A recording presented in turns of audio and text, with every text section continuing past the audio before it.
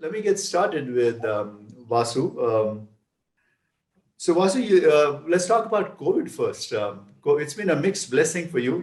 You look very different than how you looked a year back. You're 17 kilos lighter. Yeah. Could you share with us your personal journey during COVID? Oh, yeah. See, I took, usually, as you say, you take the challenges and convert them into opportunities. So when there was nothing else to do, I said that's the time, which is a wrong thing to do. I mean, neglected your personal life, both, in terms of your personal health, all during the work period. I said, let me concentrate on. So I was diabetic around the age of 40. So I went into this course from one of the famous doctors in Pune based, Dr. Tripathi, and followed him to the role. And the best part was, not only did I lose weight, but from taking 3 times insulin, so I'm free from insulin now. I'm only on tablets.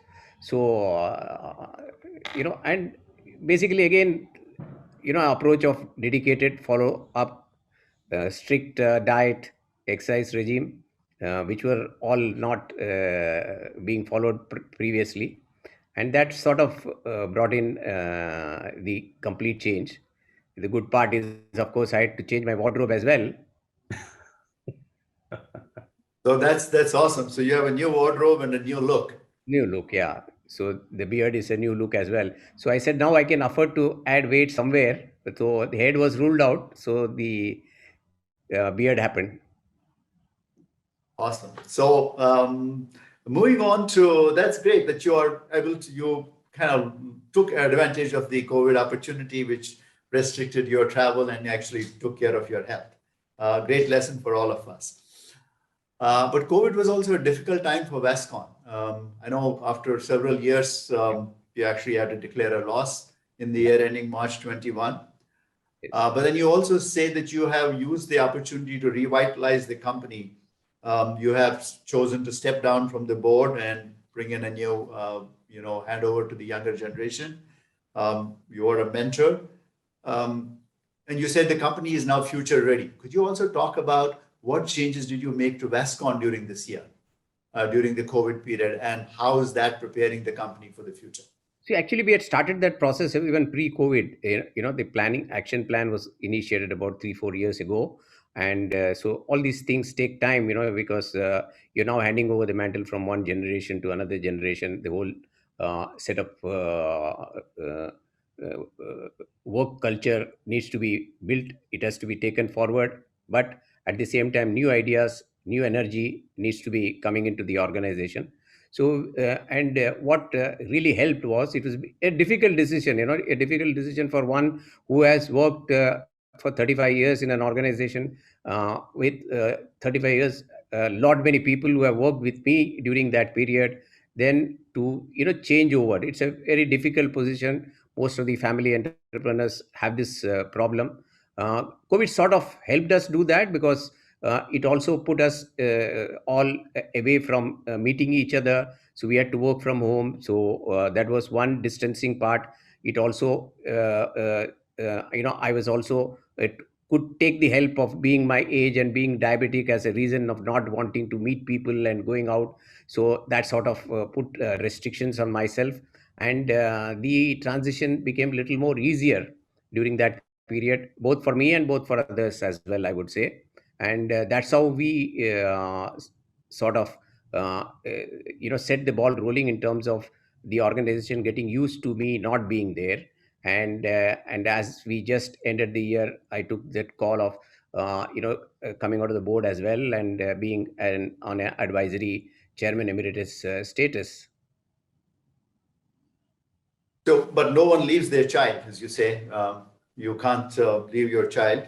This is Absolutely. Vascon is your child, and I've talked to the to Siddharth and a couple of others in your company, and they all say Vascon is Vasu's child. Tell us about your emotions dealing with this change at this point. How did you feel at the last board meeting when you finally decided to step down from the board? Oh, see, both yes and no. Yes, it's a very tough decision, very tough in the sense because you have been associated on a day-to-day basis or on a minute-to-minute basis with the organization for 35, 40 years. You have been with it much more than probably than your wife, child, or kid. And there is lot many things which you have seen through. There are lot many ways you have done work there. So it is a tough decision, but you need to look at long term. You need to look at preparing the organization when you are there in terms of how you can guide them along instead of all of a sudden you are not there and the organization suffers a shock. So that's the call which I had to take, which I had taken about 4 5 years ago. But as I again said, the COVID sort of helped us to get my absence being from, if you're not absent from the scene of action, you're going to be continuously going to be involved on day-to-day functions. So being out of action was a very important thing, and to be out of action, staying in Pune, staying 2 minutes away from the office or 10 minutes away from the office is a very difficult choice. I mean, I would say impossible probably, and you tend to go there, and once you're there physically, mentally, you're going to be get involved as well. So one though when not going there doesn't mean that you're not mentally involved, but at least you're physically not there, and much of the problems don't come up to you, and that's what you want people to take decision. If you're there continuously, then you're going to be wanting to take decision and people wanting to come to you for decision. So both ways it cuts, and the succession process doesn't get easier for people. All right. So on that note, hopefully Lalita is happy to see more of you now. That I don't know. Okay. We I should have called her as well. Yeah, actually, we should have asked her that question. But yes and no, because I think now she doesn't have time for me because now she is managing 3 generations. We were 4 generations at home. So my mother, myself, my son, and my grandkids. So I am sort of the last priority. So I don't know whether she really likes me home or not does like me home. I'm sure she does. Before we go on to the first theme for this evening, I want to remind our audience that you can keep posting your questions on the chat box. We will keep screening them, and I will take as many of them as possible towards the end of the session. If any one of you feels strongly about asking a question in person, please send a message to Namrata, and we'll find a way to unmute you. But with that, I'd like to bring in my eminent panel of guests, Kiran, Ravi, Mukesh, into this discussion as well. And let's talk about the first generation entrepreneur, first generation entrepreneurship. And I know Kiran is a first generation entrepreneur as well. So Kiran, maybe you can lead this discussion with Vasu on what does it take to be a first generation entrepreneur, and we can perhaps hear from both of you. So thank you, Ramesh, and good evening, everyone.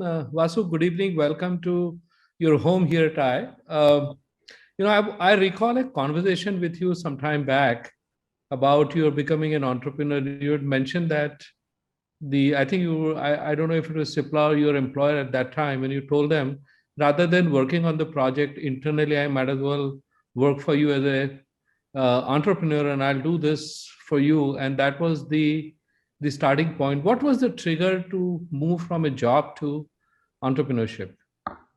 Kiran, I think looking back, I can only relate to my upbringing. In the house, of course, it was purely a joint Tambram family where service is what you look out and you aspire and you want to grow in the organization. My dad joined a company as a clerk at the age of 16 and left the company as the CEO. That's the trend which is there.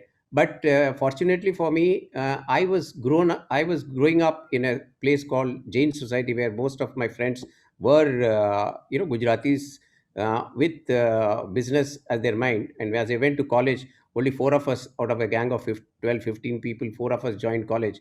Rest of them went on to take up businesses, either startups of their branches of their parents or something on their own. And by the time I finished college, maybe only a couple of us were left alone. So that's where something, I think, seed of entrepreneur was sown in me.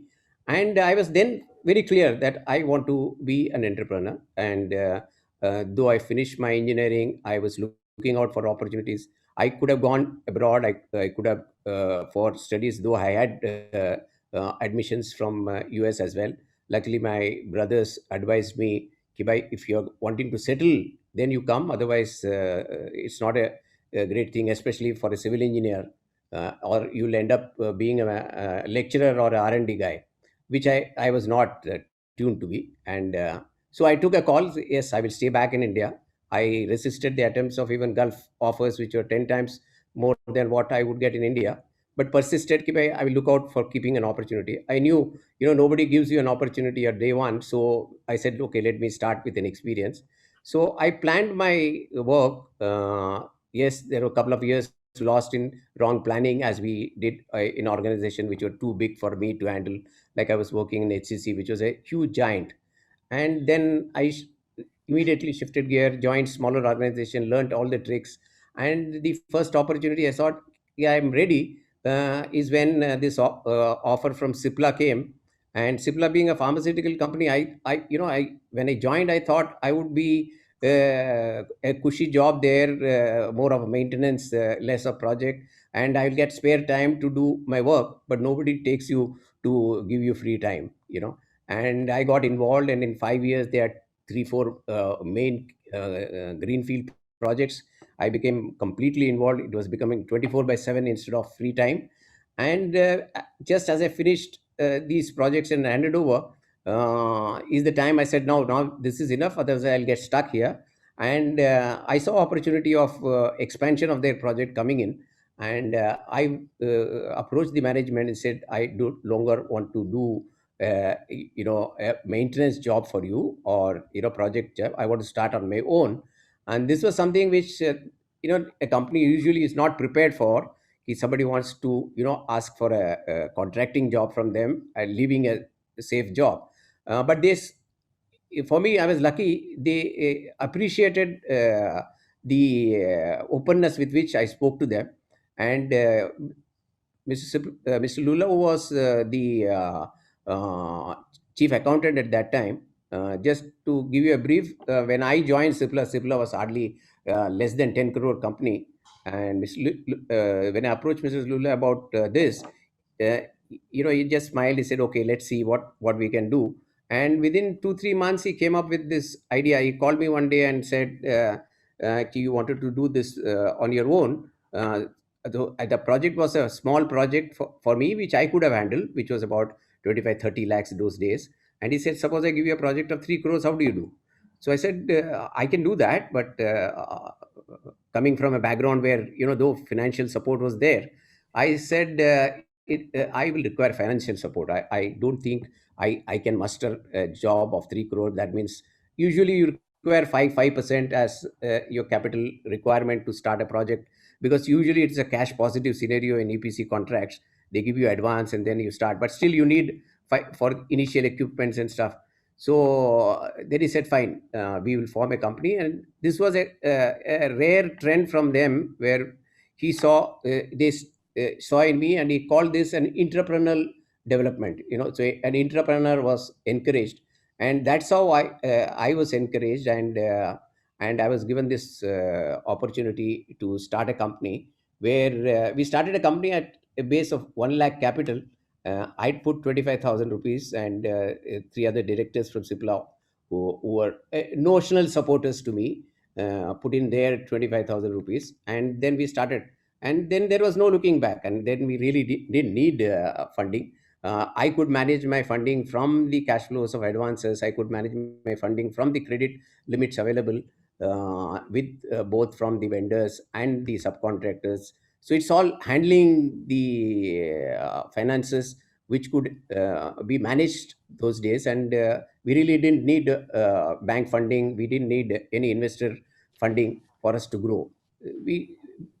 And that's why we followed a model which was not a capital intensive model like buying land and stuff like that. It was an EPC contract model, and we grew like that. That's how we really went about it. Incredible story, Vasu, for yourself and Cipla. Now, I want to ask you, in technology business, engineers with business acumen become get to the C level or become entrepreneurs. And you did that in construction and real estate, and you just narrated your story. Great one. What's your message to, let's say, civil engineers? Should they become Vasus? I would advise this to everyone. And then we may ask who else is there to work. But I think it should, how it should be is everyone who should look, who is ready to work, who is ready to take risk, who is ready to take responsibility, and who is confident of himself should look out being an entrepreneur rather than working for someone. How and where there are various fields, because this is all split into so many subparts. So you can become a subpart one, subpart two, maybe grow from there, both backward and forward. And that's how one should always look at. Basically, an employment is for a person who is looking for a safe alternative, who is not wanting to take that risk, or yes, there is a risk. But if you have that confidence, I think you will tide over any crisis. Vasu, I know that this was a great thing. Mr. Lulla was your mentor. Cipla supported you. Yeah. Though you came from a service background, your dad supported you and your family. Any comment on that? Yeah, see, when actually I still remember my scene when I went to my dad and told him, and I was full of enthusiasm, full of excitement that I'm getting this opportunity to start a thing which was my dream for 10 years, and I worked towards it. And when I told him that, like his initial reaction from his face, I could make out that he was concerned. He was saying, "Here, this boy, he's got such a good job in such a good company." And he wants to leave and start on his own. But he saw my excitement, saw my enthusiasm, and he said, "Fine, go ahead, be careful." That is his typical. Even during my studies, he has always been saying he has such a confidence, in me and the way he had brought up. He will always say he has never ever told me that I should study. Like, unlike any father, he would only say, "Oh, you are in 10th, fine." I mean, he might have forgotten I'm in 10th or 9th, very frankly. And he would say, "Okay, this year is very important, this is the foundation for next." So I came into civil engineering foundation from his story of foundation from school days.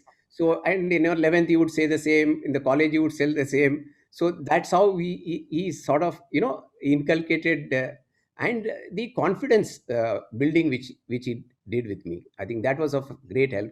Culturally, of course, when you are there with your parents, having been brought with the family, the culture builds in the rights and wrongs, the way he has handled things, the way he has grown, though he was not an entrepreneur, but coming from a village to Bombay with one shirt and one dhoti, and then exiting as a CEO of a multinational company was creditable, of course.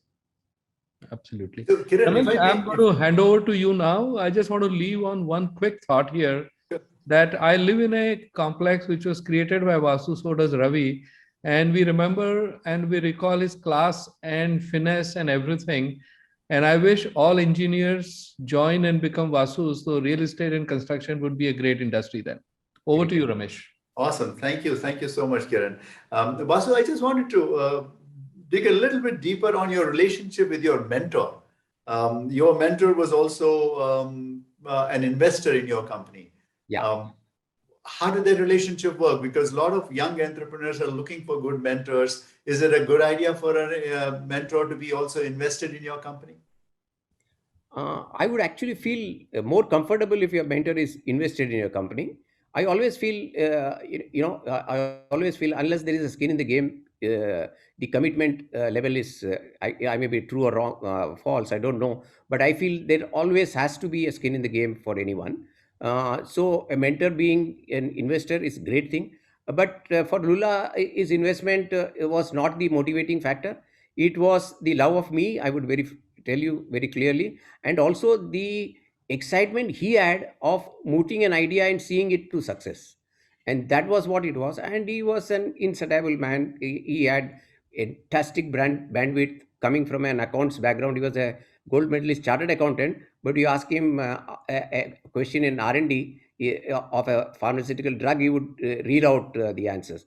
That is the type of knowledge he had. And it was natural for me to look up to him for each and everything. And lot many things what I'm doing today and what I'm today is because of the close mentorship which I had with him. Awesome. I think one of your other mentors said that pretty early on that you combined, you had a very good combination of technical skills and commercial savvy. Yet, when we go to the later segment of this discussion today, you talk about how you were not adequately prepared in the area of finance. Absolutely, yeah. Um, what do you advise entrepreneurs? How well do they need to know finance or have a good commercial savvy if they're getting started? Because we got a lot of technical people that want to start a venture, but sometimes have no idea about the commercials or what it takes to run a business. I think it may be a strong statement, but without a commercial knowledge or commercial absolutely knowing what you're doing in commercially, what you want to be, where you want to be, is a very important thing. Pure technical excellence is not going to get anywhere for you, because technically there is limitations for you to show your skills if you want to grow. I mean, if you're doing a R&D job, if you're focused on one particular idea on which everything is depending on your personal knowledge, then it's a different thing. But if you want your organization to grow, if you are aiming at your product to be available to wide mass of market, then commercial acumen is very, very important. I would say it is more important than the technical. When you as you all many people say, you have the commercial acumen, you can also hire technical people, which is unfortunately true. So I do have a last question on your early part of your entrepreneurship, and that pertains to values. And you say that you give a lot of credit to your dad for inculcating a set of values in you. Could you talk about these values? Because real estate industry is also, a lot of us don't have a good impression of the values that get followed in this industry. How important are those values as someone is starting up and building an enterprise? Good question, Ramesh. Values, I would put as number one in anything. Technical, commercial are all things which are required. But if you don't have value, you're not going to go anywhere. So value has to be on top. Value may not pay you short term, but value always pays you long term. And in any business, I feel you should have a long term view. It may be different in context of what's happening today. People look out for an exit before they enter a business. That's a different type of culture. But if you are really looking at satisfaction, if you're really looking at achieving something which is on which you are passionate about, value is something which is very, very important, which will drive you towards that passion. And the setbacks, whatever you get in between, you will be able to tide over it. Awesome. We're going to come to some questions a little later. Again, I do remind everyone that you can keep posting questions, and we'll track them and try to get as many of them answered as possible. I do want to move to the second segment, which is building your business, and particularly with regard to your relocation to Pune. You call Pune your city of freedom and success. I also want to request Mukesh to join us more actively in this part of the conversation, because he's been really part of your journey in Pune. And he probably knows a lot more about how you grew in Pune than I do. So tell us about the significance of Pune in your journey, and then we'll involve Mukesh in the conversation. Mukesh? Mukesh, yeah. I mean, you started in Bombay, but you really grew your business in Pune. So what is the significance, and how do you think? Why did you do it in Pune? Firstly, why did you shift from Bombay to Pune? Let's understand that major shift. Because Pune has been your karma bhumi, rather than the janama bhumi, right? Yeah. I'm a Bombay born and brought up boy. I think a couple of influences which made me decide to come to Pune, and circumstances as well, which played an important role for my growth in Pune. One was the field I chose was construction. Construction, I could have continued being stationed in Bombay alone, and which was a pure contracting work, which I could have done from Bombay, visiting various positions and grown across. That's typically how most of the construction company goes. They start from one base. But my interest in construction brought me to development business as well, which is the real estate part portion as well. This is something which came naturally to me, and I was very keen in architecture. I was very keen in building construction, and I was heavily influenced by the very poor quality. Sometimes you get influenced by the good quality work, but I was the one who got influenced by the poor and absolutely third-rate quality of work and designs being jetted out in Bombay. And it was completely a seller's market. People were happy if at all, and whenever they got a key from a developer. That was the state at it, condition it was. So Right. I saw a huge potential there, Mukesh.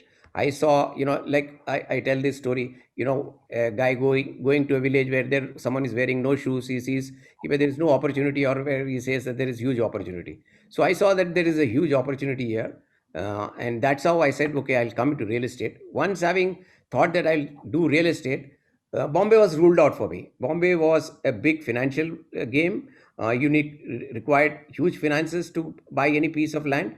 I was not at that Yeah. time very savvy about the joint development model, which I developed once I came to Pune actually. So I said I start looking work in Pune or Bangalore. These were two cities which I was enamored by, because in both these cities I observed quality had some meaning, and the developers here in Pune at those days were relatively better. When I'm saying good, it was relative terms. I would say they were still doing a relatively better job, and also I chose Pune because the cost of construction was much higher than the cost of land. So I said here people would appreciate quality, and that's how I came to Pune, and I started my work in Pune. How did you think of this joint development agreements, or these, joint ventures that you started and you pioneered in Pune, I think? Yeah. How did that come about? So again, as usually as you put it, necessity is the mother of invention. The love for developing of your own was there, but then capital was not there. So I said, how do I mix and match? I said, okay, let me become a glorified contractor. So I approached landowners, and I would say, okay, bhai, fine, land is yours as an equity, and typically again, not wanting to take an exposure of land investment. And one is I didn't have the money. Second was the risk in terms of development. So I solved both the problems by becoming a partner.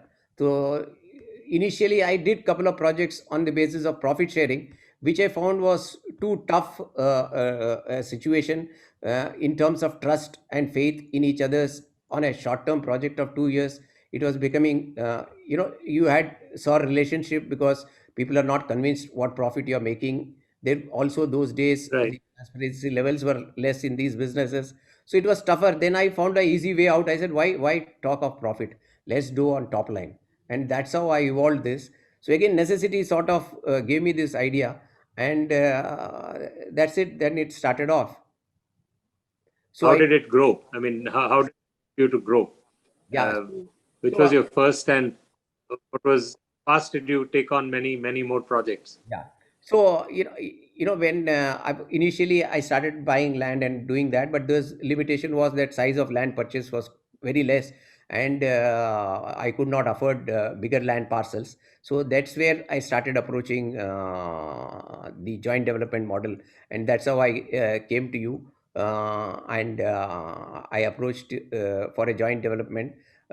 People who don't need the money upfront, and people who also have the vision कि भाई the growth part is there is potential in the plus, and what is important is to have a person on whom they can trust.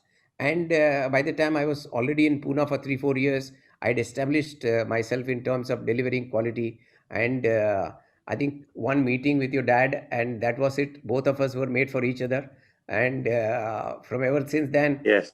Mukesh's family is like my family. We are an extended family. We followed, to the extent this is something which some people need to share or know. when we choose partners and when you are having that much faith, it needs to go beyond business. It needs to go, and that's what we did in this. We became family friends, and then I don't think Mukesh and me ever spent one sleepless night on any differences we had. So maybe both of you can talk about the partnership. How are you, Mukesh? Maybe you can talk about how it was to deal with Vasu as a partner. Yes, I very clearly recall that day in 2003 when Vasu and came and met my dad and uncle, and we, I think it took like 45 minutes or maybe not more than an hour. That much I'm sure, for us to come to a conclusion to do a joint venture. Nothing was put on paper till then, but it was clear that we were going to go ahead together on the basic terms, one or two basic terms that were agreed, and let's do it. And the main thing my dad, felt, he had seen some of the stuff, and he was really impressed by the fact that this in Marigold, the Marisoft portion, Vasu had built this place for that company. I'm forgetting the name now, but within 90 days, emphasis. In 90 days, he built the place and handed it over to them from scratch. And, that really had impressed my dad a lot, and including me. I mean, I was also totally floored, because to see a building coming up and being occupied in 3 months' time was something people had not heard or not seen in Pune. It may have happened in Bombay or other places, but not in Pune. And the quality of work, even though it was done in record time, the quality of work was so perfect. I mean, as close to perfect as is possible, that we knew that when we wanted to put this thing, our IT park in our factory premises, we wanted something that would stand out, not something that would be only also ran kind of thing. And we've had that confidence that, if Vasu does it, he's going to do something good. Because one thing, I think both of you are clients of his in terms of, both my co-panelists. Vasu's, I would say, USP is to deliver more than he promises. He always, in terms of, that little extra that he puts in of his own, which is much more than promising, that makes him a favorite of all the people who have bought homes from him. And that made him our favorite also. And another thing was, Vasu is a very shrewd person, and that's a very good thing. But he's also got an attitude of win-win, and we also have, as commercial people, an attitude of win-win. So because of that basic attitude, where both of us always, he was clear that we are in it to make some profit. We were clear that he's in it to make some profit. So if any situation is there where one of us is going to get hurt, then that's not going to last for long. So that is where, as I, very proudly say to many people, and I've said it more than once, from 2003 to 2015, 16, Vasu, when we finished Platinum Square, 16, 17, no? About 13, 14 years. I don't remember. We had weekly meetings, we had monthly meetings, we had all sorts of meetings. There were problems galore. In so many years.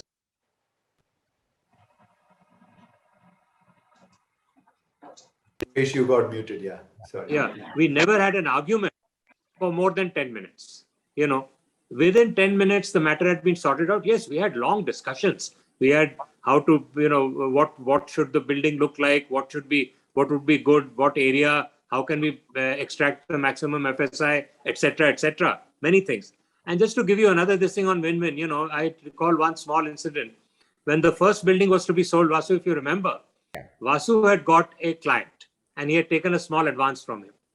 And meantime, we got a client who was willing to pay higher price. Now, the ethical problem was that here Vasu had already gone and committed. And we were now saying that, hey, listen. And he also realized that he would make more money. We would make more money by not honoring the earlier this thing. Now, how do we do it? So he said, listen, the guy's given us 25 lakhs. Let's give him 25 lakhs profit and tell him to exit. So it became a win-win. The guy who had given the advance, you remember, Vasu? Yeah. We gave him 50 lakhs back, instead which he had taken 25, we gave him 50 lakhs back. He was happy, and we made about 1 crore or 2 extra on that particular building. So, everyone was happy. That is how, in a very pragmatic and a win-win manner, we always solved the problem. We never had problem more than 10 minutes. That was the discussion.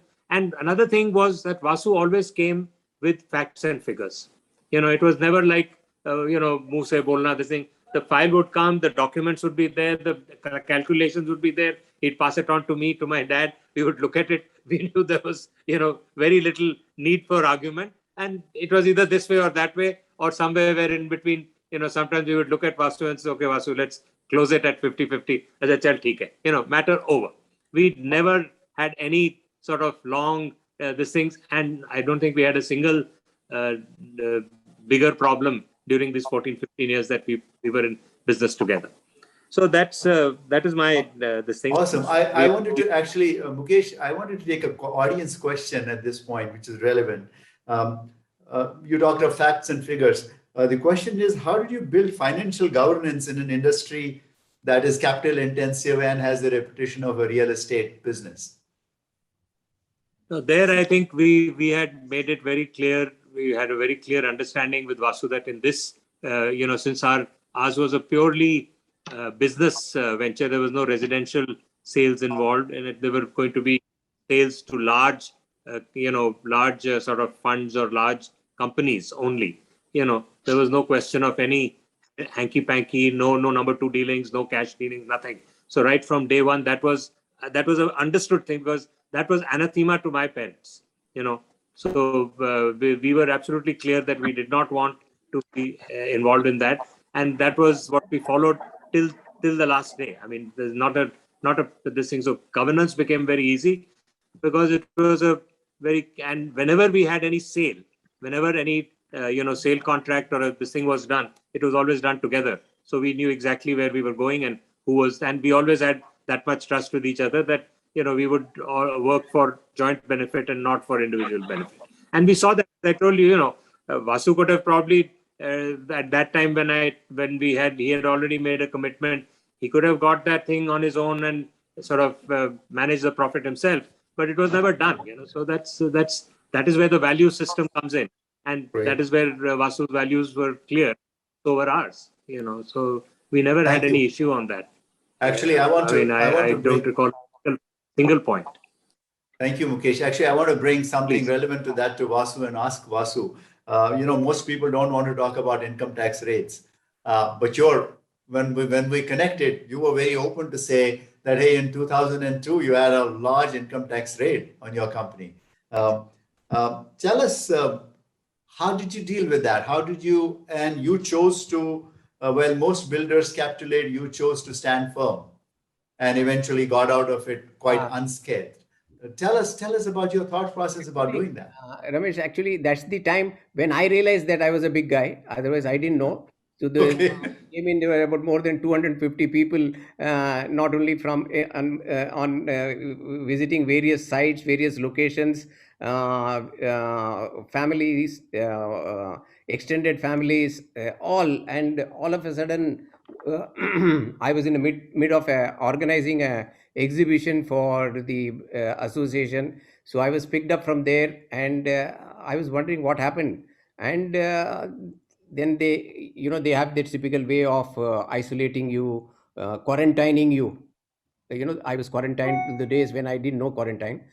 So and they were probably on some mystic information from somewhere, maybe some wrong information or wrong calculations and wrong assumptions on their basis, that they thought that I was a friend for somebody, and there was huge unaccounted transactions that I was doing, and so they were on me for about a week, very, very strictly. And the more they spent time, the more they realized they're not getting anywhere. Usually they said, after the raid, they told me, usually where they do these type of raids, once they come in, the internal people start giving them all the information. And here it was, there was no information, because we were absolutely transparent. Everybody knew everything, and corroborated. Everybody, whoever said anything, was all being corroborated in all the places. So they were finding it difficult, and they were still not wanting to leave up. So they started, initially they started with a huge amount of declaration. And I put my foot down. I said, I'm not doing anything. I have not done anything wrong, and I'm not doing. So after a week of trying to tire you down, typical methods of harassing you, all that sort of failed. And I went the last day to the chief commissioner. I had carried two papers. I just said, here is my income tax working for the last 10 years. Just match it with any developer or anyone in Pune. This is my income tax return and income tax paid, and the rates at which I was selling and the rates of government recognized rates. And these are two facts which you can check, and which you know. I don't have anything to declare, so why should I declare anything? So that fellow said, "Nee, nee, nothing. Nee, it's not correct that we leave you just like that. At least for some sake, you declare a nominal amount of 3 crore." I said, nothing doing. It's like this. I'm running a limited company. There are three other partners with me. Even if I declare 3 lakhs, it's an injustice to the other people. What I'm going to explain to them. So I said, I'm not declaring anything. So then he challenged me. He said, if I find any papers, then what do you do? I said, if you find any papers which is leading to any of the suspicion which you have, then whatever fine you say, I'm ready to pay. And that's how I was left off. We fought, along with this comes the 10-year block assessment. So we had to go through 10 years block assessment. Those days we used to run each project on different names, different special SPVs, and Yeah. all these needed to go for a 10-year block assessment. We finished those 10 years block assessment, took us 3 years, but we were the only probably case in the income tax history where neither did we declare 1 rupee in our parent organization, not 1 rupee in our other subsidiaries or SPVs at the end.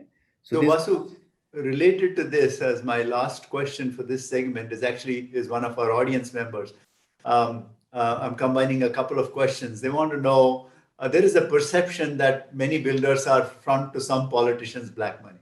yeah, Especially some builders we see, are also in and out of jail. And generally, the real estate business does not have the great reputation.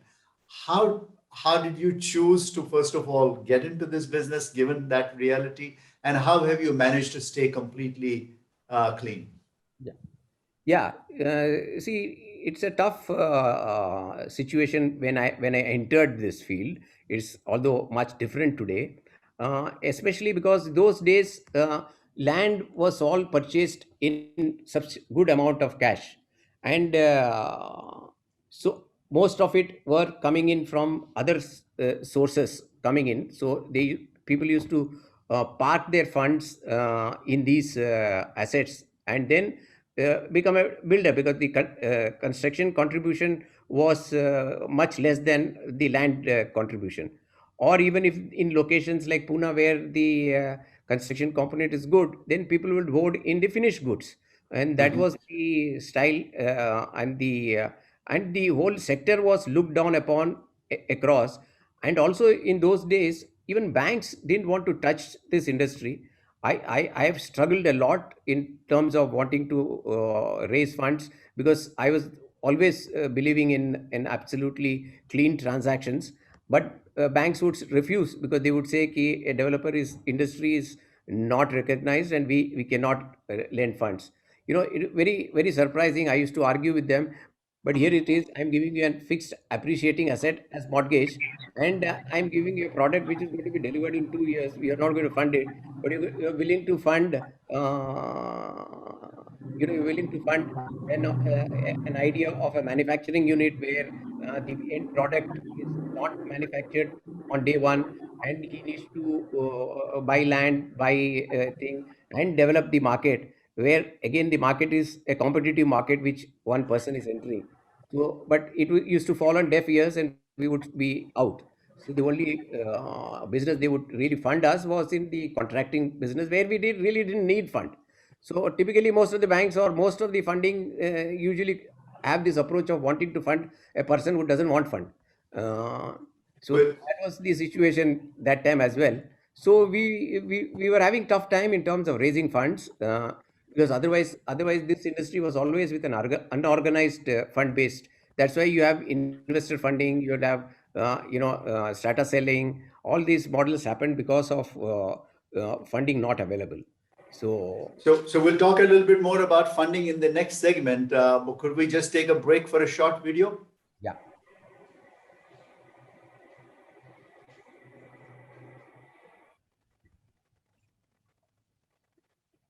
We are stalwart Vascon customers. In terms of quality and finish, we have always received more than what we have expected from Vascon. And in terms of monetary appreciation, as is obvious from the smile on my face, we have done extremely well. I would say Vascon certainly commands a premium.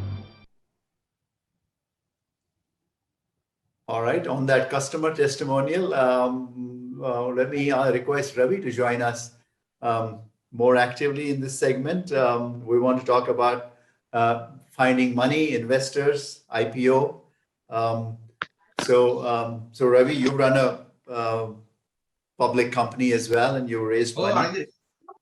I want to get started, and then I'll hand over to you. Now, Ravi always advises investors to say, entrepreneurs to say, choose your investors as much as the investors choose you.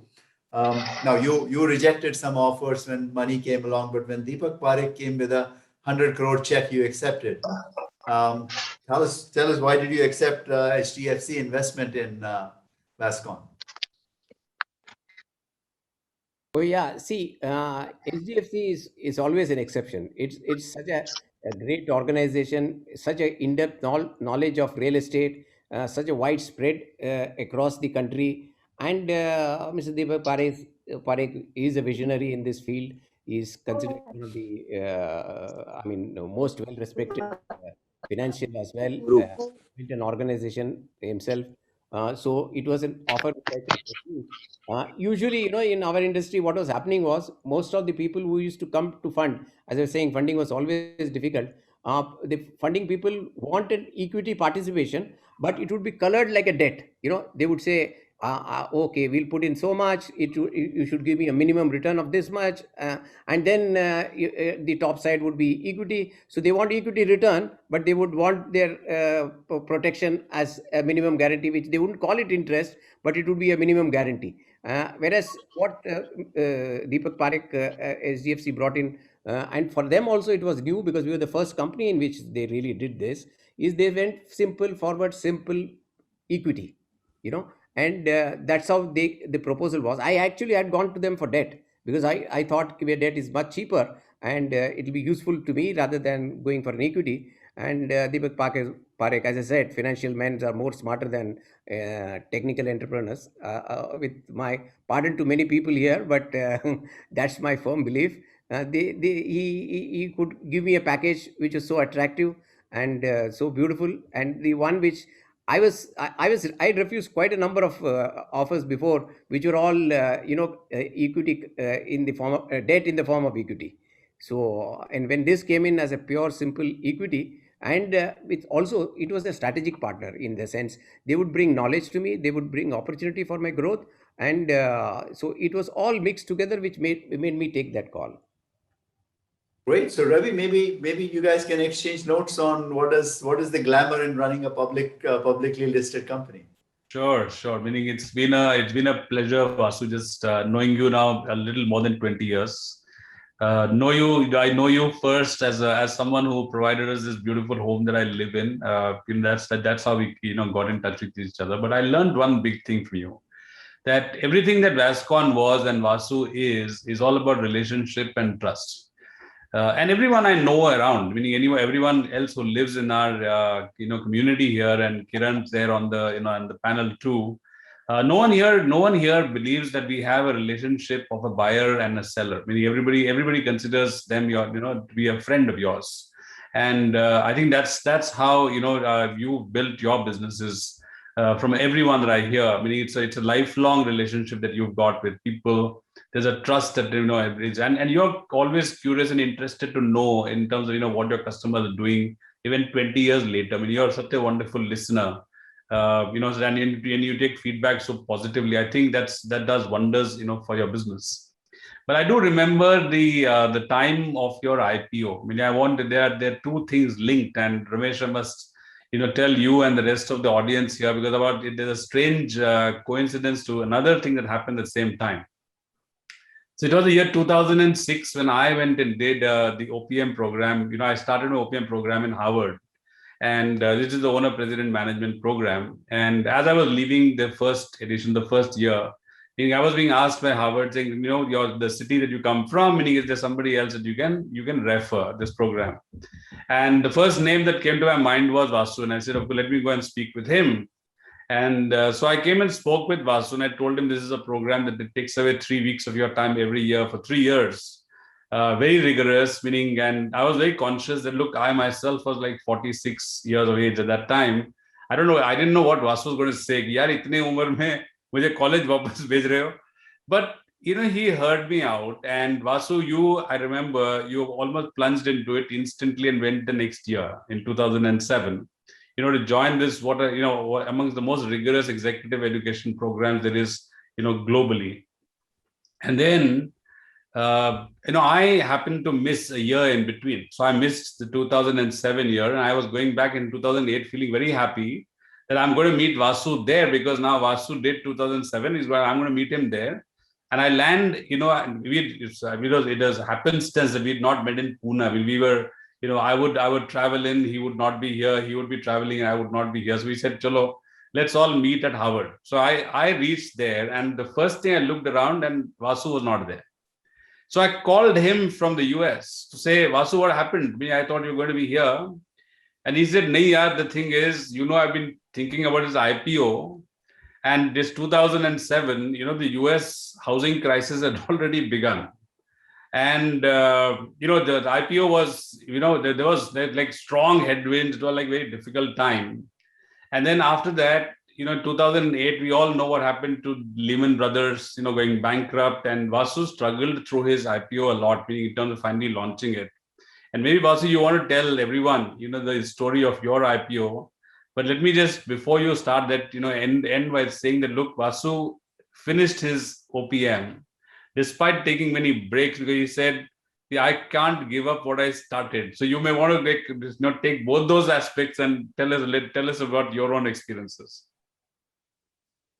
Yeah. So, Ravi, I clearly remember you having said, met me, and then I was enamored. The way Ravi explained to me how the course is being conducted changed my perception of management. I was someone who was believed very strongly that management is something which cannot be really taught in a college. It needs to come quite naturally. Much of it, you need to have certain basic things which you need to know, but it has to come naturally, and you need to exploit the opportunities as it comes. I was a firm believer on that, but when Ravi explained to me how they conduct courses, and also explained to me the networking which happens there, the knowledge picking which you get from the various other leaders in the field, actually that really motivated me that I should do something, and not be having this firm opinion that I know the management is something which cannot be taught. So I said, let me give it a try.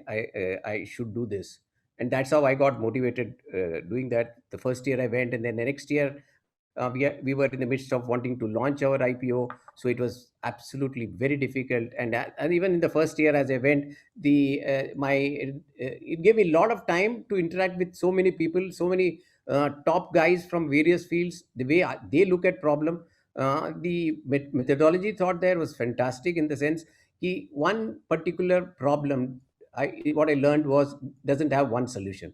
It has multi solutions, and these multi solutions come from the way multicultural outlook which is there across the globe, and also the approach of not looking at a problem in one single way, as you call it, an out of box thinking, or a different way of solving a problem.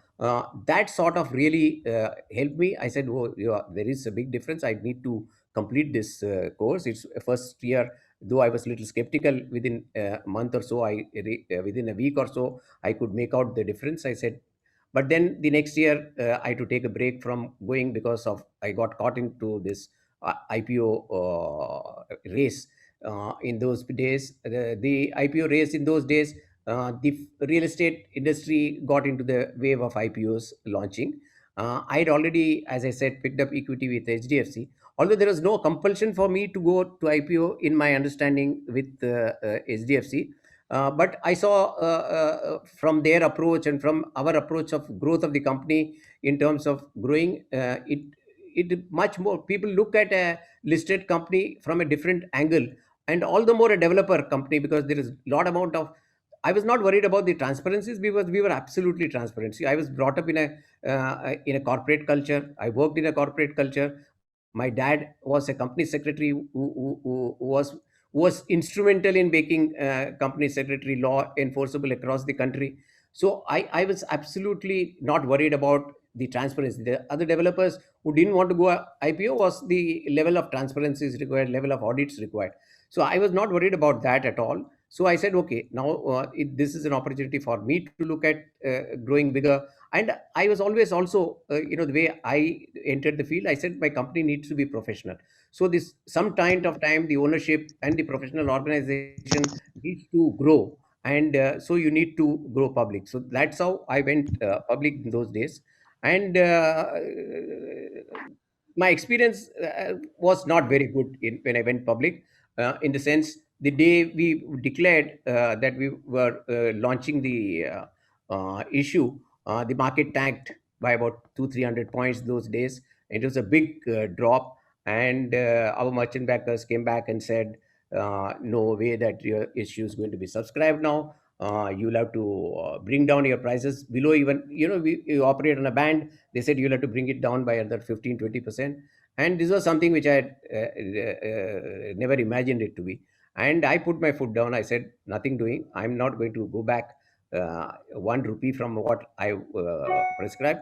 They said, we are sorry, we will not be able to help you out. So we said, fine. They literally walked out. I mean, this is an experience which very few people have, but uh, that's what happened to us. And with the support of HDFC and a couple of other bankers, single-handedly, we ourselves took initiatives and went through the marketing, the 3 days, spent 3 sleepless nights, and the reputation which we had built, the trust which we had built, really helped us. So that's what I was saying between short term and long term. So in those 3 days, I learned who are your real friends, who are your people who trust you, and they all came forward. And the issue was marginally oversubscribed, about 2 or 3 times oversubscribed, not like what happens nowadays. But we went through, and looking back, it really was something which was very, very risky decision, in the sense, if it had tanked, it would have probably the beginning of the end of the organization, because when a public issue tanks, I don't see many other company which have come out of it. So it was like a life and death type of a scenario. But again, as I said, the hard work, the trust which you have built, the confidence which you have, takes you and guides you through this period. And you need to face them. You can't just run away from them, and you need to be taking the driver's seat. You can't be a pillion rider. You can't be someone who is sitting behind. This is what I learned. So Vasu, to wrap up this section, I actually want to ask you, based on this experience, what would be your advice to entrepreneurs for maintaining a controlling stake in your company? And of course, if they choose to go public, from a timing perspective, when should they think about going public? Yeah. See, it's a very difficult question to answer, in the sense it will be different for different people, and different for different people, also different in terms of what are they wanting to be.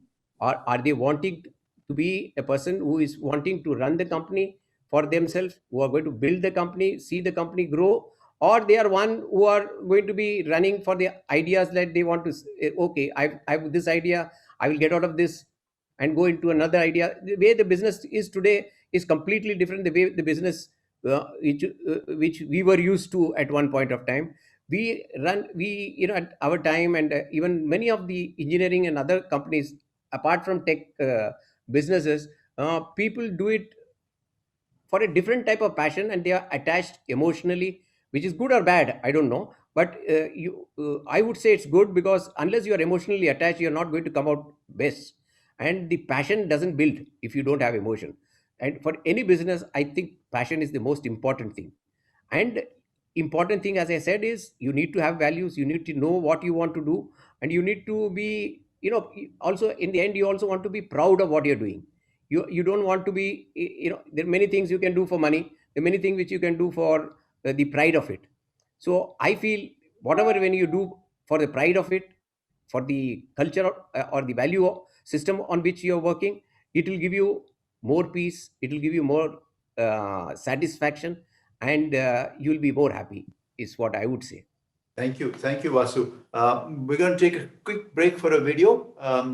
Namrata, can we have the video? And then we'll talk about social responsibility. What I like most about Vascon is their commitment to the clients, their commitment to the customers. They are known to construct building at an agreed time. We have excellent experience of Vascon, and I'm sure in days to come, just as Symbiosis has become global, Vascon too one day will become a global company. Very nice, sir.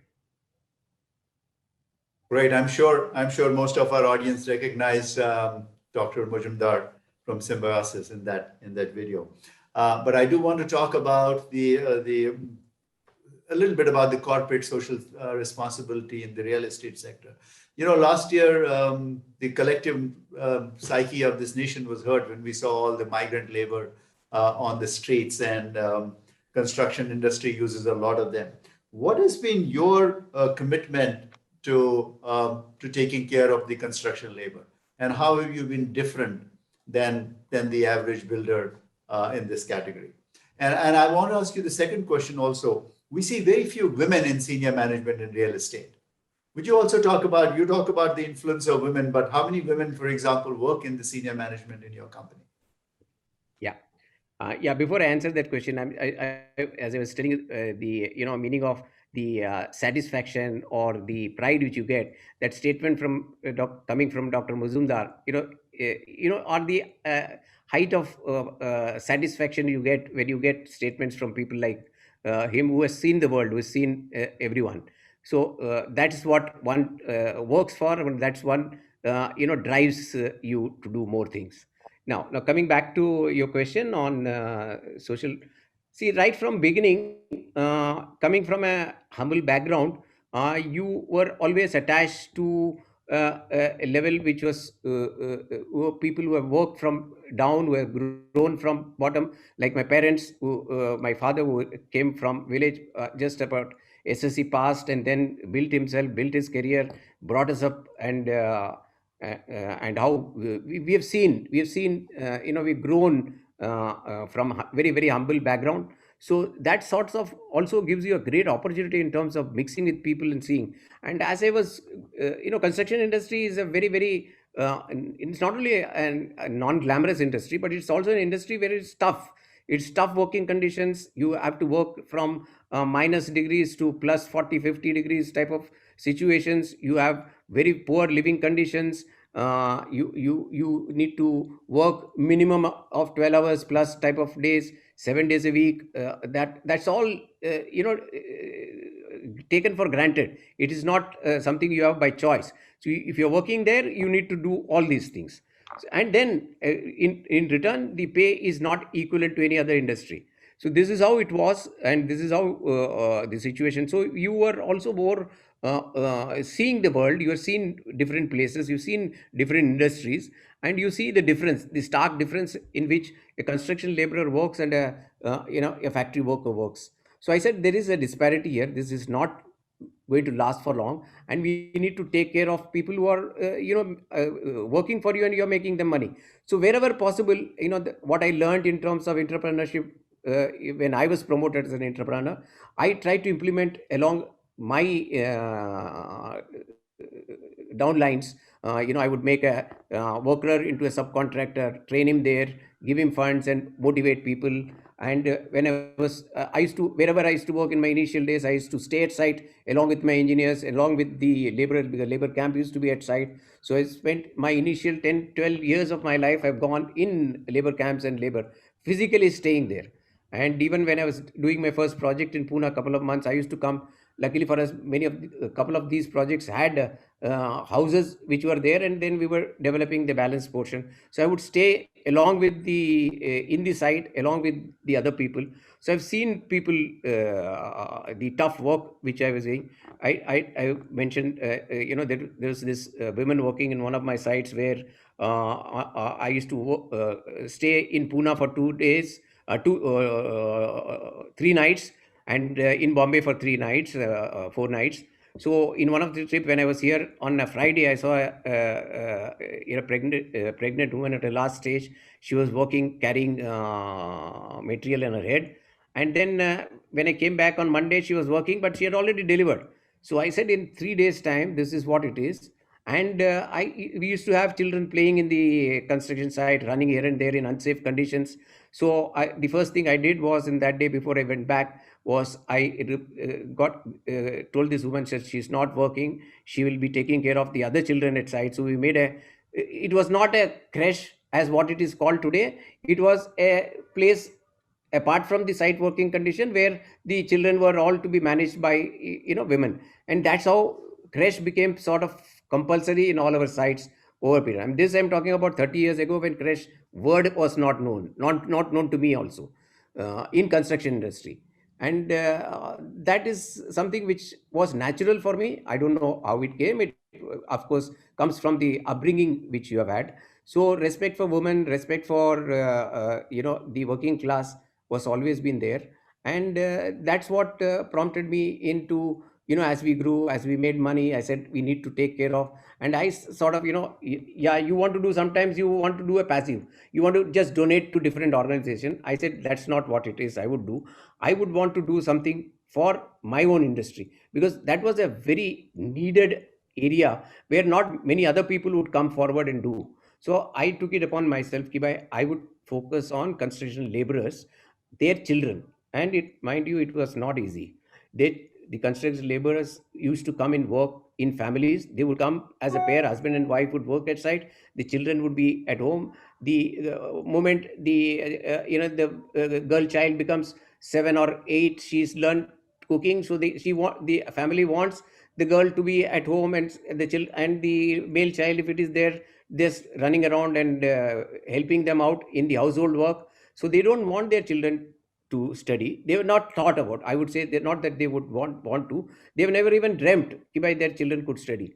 And that's when we said, okay, the creche will not only take care of women. Then we found NGOs who were working in this area, so we could get them. They would come to our site, teach them up to 3-4 standards. Then we slowly extended this. That's not enough. Then we would sponsor the children to schools. We had tough time because no school will give admission for children who doesn't have a domicile. So getting a domicile for them was absolutely impossible. So we had to find schools who would accept them. So these challenges, and then parents who would allow their children to go. So these were tough challenges, but we did slowly improve. And again, the satisfaction again was there. We had children who grew inside, who became there were a couple of them who became engineers who started working with us in 10-12 years. And those are Awesome. Satisfying moments. So what about the number of women in the management in real estate? We do have a fair amount of women. I would say we would have today about 35% women in the organization. But again, the differentiate here again is, I would say that in the office scenario actually is much more. But the sites, we don't have many women, because again, tough for ladies. They have not accepted. We do have lady engineers, but they usually are more doing office jobs, back-end work, and stuff like that. There are a few who are nowadays coming forward to work at site, and otherwise working at site is predominantly male engineers. So, Vasu, I'd like to take a couple of audience questions here. One question relating to, what we're talking about, the construction sector. Is the construction sector still going through a very severe cash flow situation? Are companies not able to pay salaries on time and so on? And how is Vascon dealing with such issues at this moment? Yes. This is a very common situation as of now. So we are no exceptions to that. we have tough cash flow scenarios, all the more because of COVID type of situation, where in the last 2 years we have been, although we have a great order book, in terms of outputs, we are not able to work at more than 60% or 50% of our capacities. In the real estate scenario, the market is relatively slow. It's not as if the apartments are selling very fast. So we do have challenges. We are delayed in our payments as well. So we are no exceptions there as well. But the part is ki people with us are very cooperative. They do understand the situation, and they come forward to work along with the organization. Great. What do you think is the prediction for commercial real estate post-COVID? Yeah, this is a very difficult question today to answer. It's like, you have to be a astrologer to answer this question as on today. But We have the best astrologer best we can get today is Vasu. so, according to me, see, it's a blip now. Yes, at this point of time, with work from home and with the restrictions of movement, the demand in terms of actual office usages is far less. But again, I think you need to analyze everything from a short term as well as a long term perspective. I see it in long term. Both the it's going to be a mixed type of working as you go along. So it is bound to be like, it could be 3-4 days from office and 2-3 days from home type of scenario is what is likely to be developing over a period of time.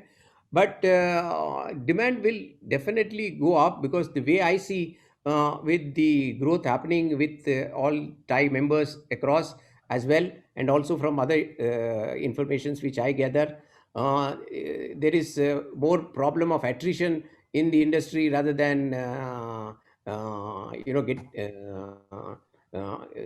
retrenchment. So in that sense, that means even if you assume that there could be 30% or 40% of people going to be work from home, and if you are recruiting at 30%, that means in a year you are back to the same scenario.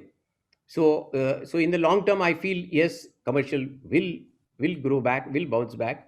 And in terms of, yeah, there is going to be change in terms of type of houses which are being offered.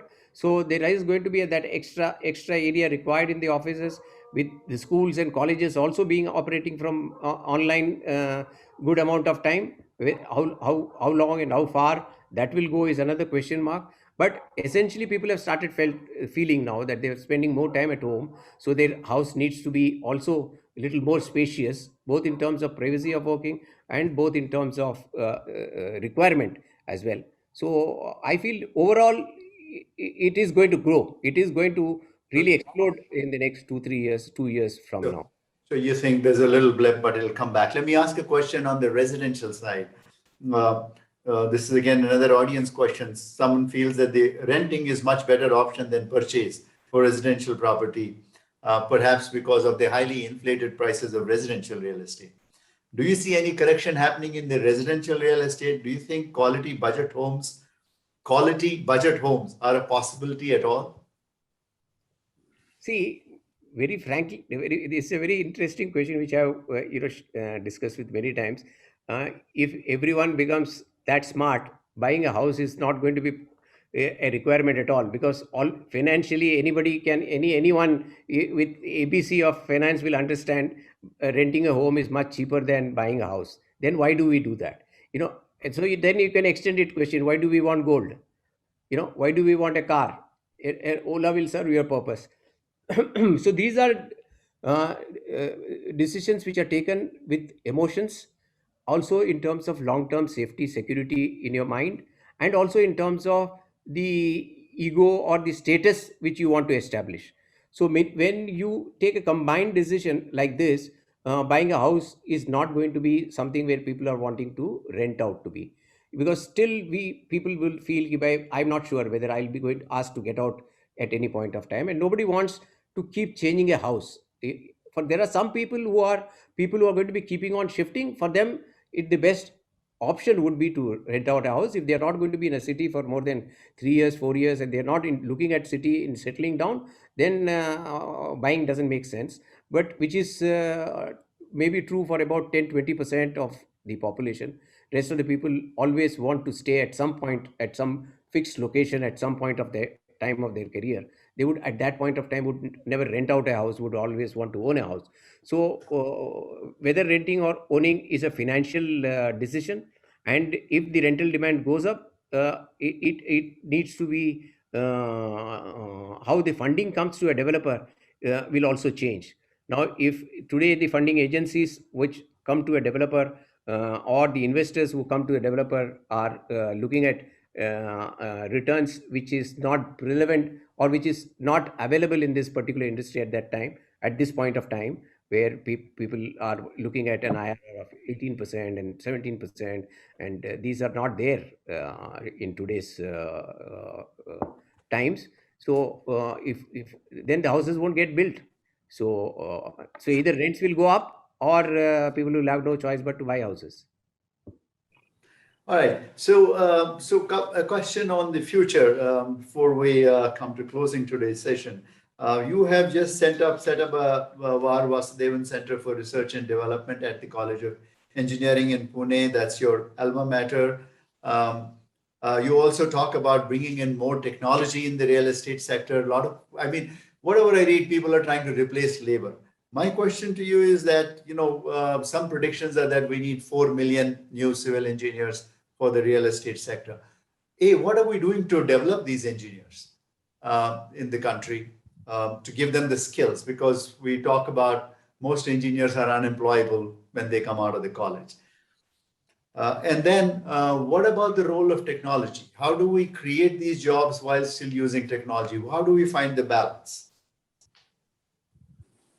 See, the construction industry even today is at the, in terms of technology, at a very primitive level, I would say. It is very, very low in terms of really using up technology.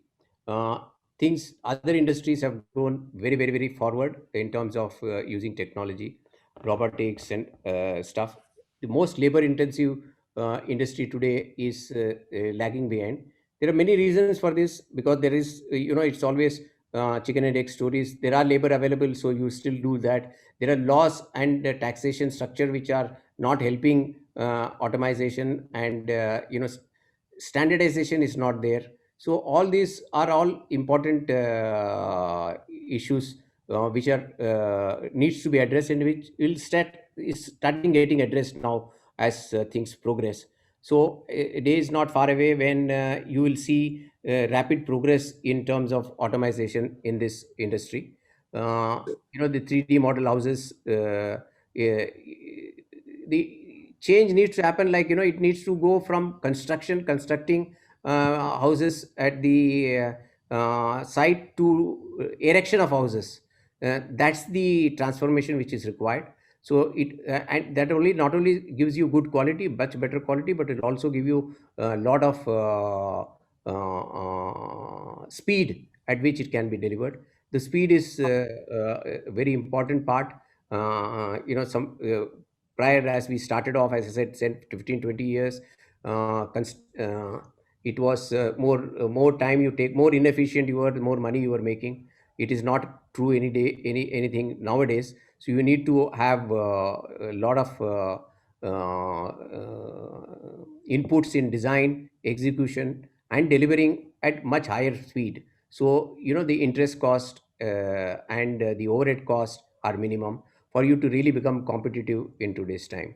If you are not able to address that, then and the huge staff which you need to carry will not be able to sustain that. Any organization. Well, Vasu, we could go on for a long time to learn from all of your experience, because you've been through the entire whole cycle of setting up a company, growing it, taking it public, and handing it over to the next generation. But we're going to be running out of time, and I can't let you go without a little fun. I want to put you through my rapid fire round, and I have 10 questions. I just like a quick answer from you for each one of these. So tell me, which is your favorite EPC project that you have done?